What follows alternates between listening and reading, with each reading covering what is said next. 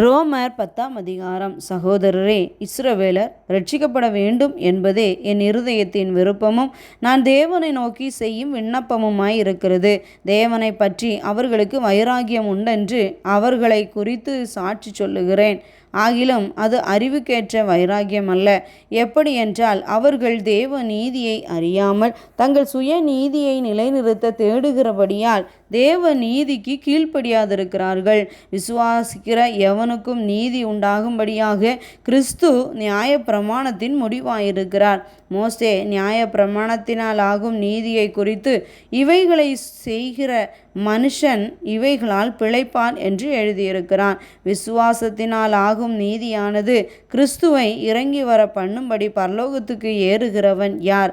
அல்லது கிறிஸ்துவை மரித்தொழுந்து ஏறி வர பண்ணும்படி பாதாளத்துக்கு இறங்குகிறவன் யார் என்று உன் உள்ளத்திலே சொல்லாதிருப்பாயாக என்று சொல்லுகிறதுமன்றி, இந்த வார்த்தை உனக்கு சமீபமாய் உன் வாயிலும் உன் இருதயத்திலும் இருக்கிறது என்று சொல்லுகிறது. இந்த வார்த்தை நாங்கள் பிரசங்கிக்கிற விசுவாசத்தின் வார்த்தையே.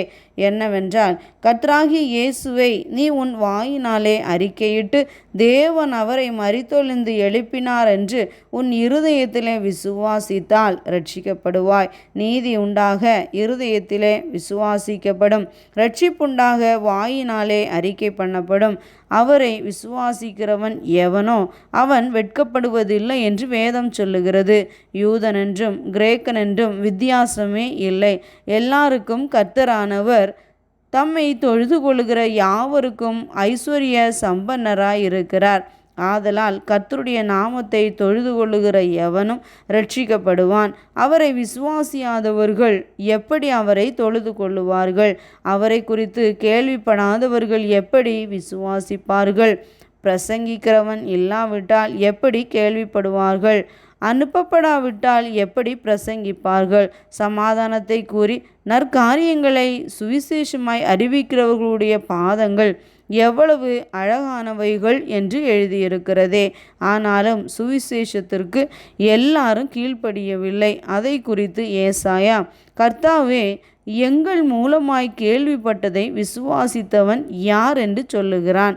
ஆதலால் விசுவாசம் கேள்வியினாலே வரும், கேள்வி தேவனுடைய வசனத்தினாலே வரும்.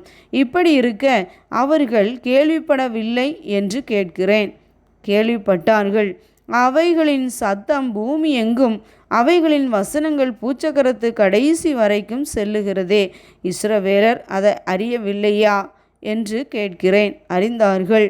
முதலாவது மோசே, எனக்கு ஜனங்கள் அல்லாதவர்களை கொண்டு நான் உங்களுக்கு எரிச்சல் உண்டாக்குவேன், புத்தீனமுள்ள ஜனங்களாலே உங்களுக்கு கோபமூட்டுவேன் என்றான். அல்லாமலும் ஏசாயா, என்னை தேடாதவர்களாலே கண்டறியப்பட்டேன், என்னை விசாரித்து கேளாதவர்களுக்கு வெளியரங்கமானேன் என்று தைரியம் கொண்டு சொல்லுகிறான்.